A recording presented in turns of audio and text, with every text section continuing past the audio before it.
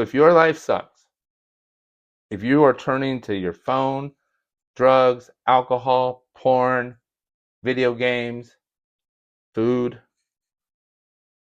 just to distract you from your thoughts and the way you feel, it's a spiritual void.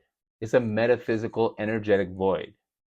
It's trouble with substances, trouble with addictive behaviors, have trouble with God. I've self-sabotaged every good thing I've ever had in my life. Something had to change, or I was going to be homeless, dead, or back in prison. So my name is Tom Miller, and I study metaphysics, neuroscience, physiology, and basically how life works. So I could be a champion of life instead of a victim. In this video, I'm going to tell you a little bit about my journey through addiction, how I finally made peace with God, and what I learned from Gabor Maté. So hold on tight with all your might, because I'll be rocking like this for the rest of the night on my mini mic. The first thing that changed is I learned about neuroscience, I learned about neuroplasticity, and I learned where addictive traits come from. So number one, if you're calling yourself an addict, stop. If you're calling yourself an alcoholic, stop. They're traits. They are personality traits, behavior traits, programs that we have in our brain, and they're not who we are. You have addictive traits, fair enough. And here's where they came from. Thank you, Gabor Maté. If you had a very fight or flight childhood, especially if it started happening when you were still in your mommy's tummy, or it was tough childhood where you didn't get a lot of eye contact, there's a part of your brain that it doesn't form all the way. And so you will not have the same response to social situations, to human interactions. You won't have the same kind of dopamine release. And so when you finally try any dopamine releasing drug or any distracting behavior, whether it's food, alcohol, cigarettes, booze, drugs, gambling, porn, phone, worry, it can go on and on. Turns out I've been addicted to something. I had an addictive trait my whole entire life. It was working out. It was gambling. That was my first one. It was work. It was earning money. It was popularity. It was sympathy-seeking, people-pleasing, whining like a little baby till someone gave me a hug and said, "Oh, poor guy, you had such a tough life." And here's the thing. It's not the behavior, the drinking, the drugging, the porn, the gambling. It's not the behavior that's the real problem. That's a symptom of the problem. Naval Ravikant said this, and I 100% agree. All addiction is a sign of a spiritual void. That was true. There's a hole in our heart, and we are not comfortable being by ourselves. So if you're always picking up your phone, like I just got back from the gym, people are literally doing a set, working out with their friend, and they're getting on the phone in between sets instead of talking to their friend. Or like, wow, like people are just. It's that we don't want to be alone with our own thoughts. Our own thoughts are going wow, wow, wow, wow. So we have this ogreish pain void, this pain energy inside of us that we don't want to deal with. And some of us take it so far that we use substances, alcohol, drugs, and a lot of people food to distract ourselves. So it became very clear to me that I had to make peace with this higher power. And I have. In fact, while in prison, read the Bible back to back, cover to cover. One reason it was the only book I had for a while. Another book called Bhagavad Gita. I'm looking to see if I have it right here, and I somehow don't, and I wish I did because I could show it to you. Really good. Taoism, Buddhism, just studied them all. Christianity, studied them all. Jesus, love him. He's a spiritual superhero. So is Buddha. So is Lao Tzu. So is the figures in the Bhagavad Gita. So is Muhammad. I mean, all of them are saying the same thing. But you know where all of these spiritual laws came from? Something called the universal laws. I like to call them the universal truths. It's breaking the law, yeah. Universal truths. The Bible is derived from universal truths. So the laws of metaphysics, how the universe operates, oh my gosh, these are truths that apply to everything. And it's basically what the Bible is based on. It's what all the spiritual texts are based on. It's what Hinduism is based on. And the lineage of religion, it all starts from these universal laws. And one that's really popular now is the law of attraction. Like attracts like. But these universal laws created scripture in the Bible. In fact, if you go to my courses, you'll see me break it all down. When I realized that there's these universal laws governing the quantum mechanics of the universe, and they have been forever, everything made sense. And for me, God became God, get over defining it. I love every religion because they're all right. But here's the thing, none of them are wrong. They're all correct. And they all stem from these universal laws. Everything's energy. God is an energy system. God is pure love, light, and life, energy. And for me, God means God, get over defining it. Because we don't have to fully understand that there's a source where all energy comes from. And there's a law of relative energy, the law of energy transmutation or transformation, meaning energy can't be created or destroyed, only transformed into different forms. It's amazing how everything made sense. As long as we believe that there's a higher source of energy, the highest source, and that source of energy is pure love, light, and life, and it goes through, call it your spirit, your soul, and then comes into your body, and as long as we can let that in, we have access to this infinite intelligence. You don't have to beg it. You don't have to plead with it. You don't have to. It helps to write your thoughts and make sure your desires are really clear. But you don't have to beg, plead, get on your knees. You don't. It doesn't work that way. But you do have to align your thinking, your intention, which is your emotional state, your desires, and your actions with what you want. And by what you want, it's not as simple as saying, hey, I want this. Or is it? It's a matter of becoming the type of person who has that. Big one, I want to be rich. Okay. What would an abundant, prosperous, wealthy person be like? They wouldn't be scared of not having money. They wouldn't be stingy. They wouldn't cheat, lie. So you start embodying these values and you start aligning with those emotions. You start feeling as if the desire is fulfilled. Neville Goddard, very famous metaphysicist from long ago, brilliant.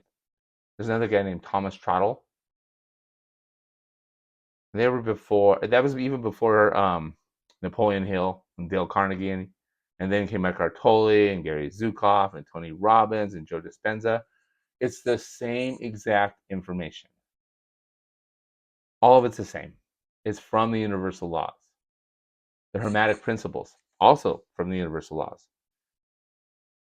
When you understand that everything is energy, including the highest source of energy, which we'll call God, I like to call the truth, because it's like the ultimate truth of universal truths. Call it the source, the vortex, the universe, source energy, or God. And some people just like to call it Jesus. It doesn't matter what you call it. But just to call it something and talk about it and tell other people about it, but not embody it and actually align with it, it's useless. So if your life sucks, if you are turning to your phone, drugs, alcohol, porn, video games, food, just to distract you from your thoughts and the way you feel, it's a spiritual void. It's a metaphysical, energetic void.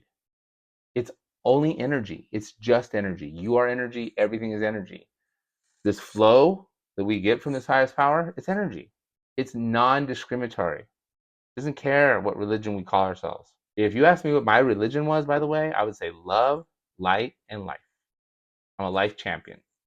Champion for my life and champion for the lives of others, but aligning with the ultimate truth. And that ultimate truth is the source of all light. It's always available and it's always there. Last thing, if you had a tough life situation, like for me, my friend Luke had all the video games, always had food in his refrigerator, two parents that both worked and gave him money and snacks and love and compliments. And he had some chores, but he got them done and had fun and played and got to his little league games and soccer games and all kinds of fun stuff. My childhood, exact opposite. I love going to Luke's house. In fact, I'm pretty sure they got sick of me and sent me home. But I just wanted that to be my life. And for a while, I was really resentful. Here's the deal. We have a life force, call it a soul, call it the Holy Spirit, call it your essence, call it your presence. It's the thing that makes your fingers move. It's the same thing that makes flowers bloom. But with ours, we have this soul, this essence, plus we have a physical body. Now we have this intellect and free will where we can have beliefs and choices. My theory, hypothesis, is before we get into this physical body, our soul, which needs to evolve still, makes a deal for our life situation. We get into a life situation with limitations, with obstacles. One, because we agreed to it before coming into the earth. Two, the harder your life situation is, especially if you're one of those guys out there like me who didn't have a dad, who doesn't know their biological dad, and had a stepdad that was a complete, what's the word I'm looking for? Oh, yeah, a-hole.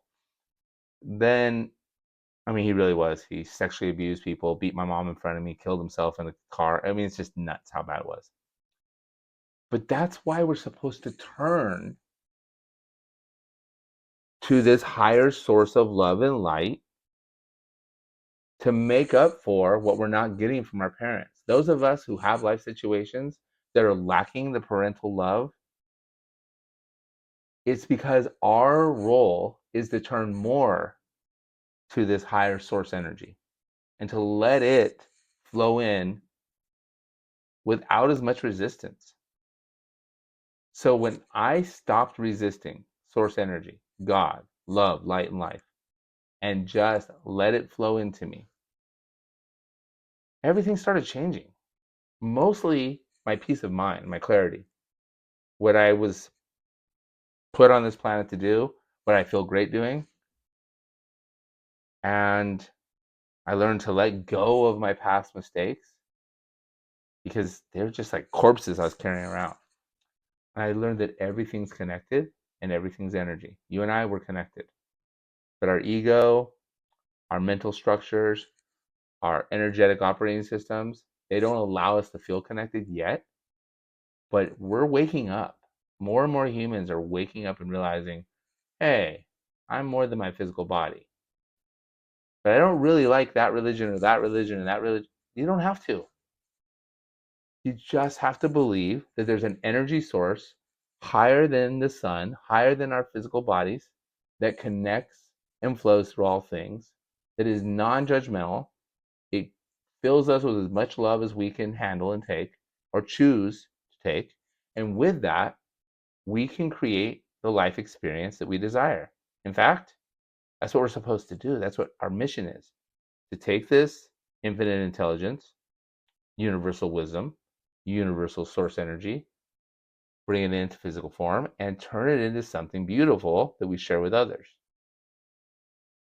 More on this later. But to wrap it up, you're not an addict. You have addictive traits. There is a God. You don't have to call it God.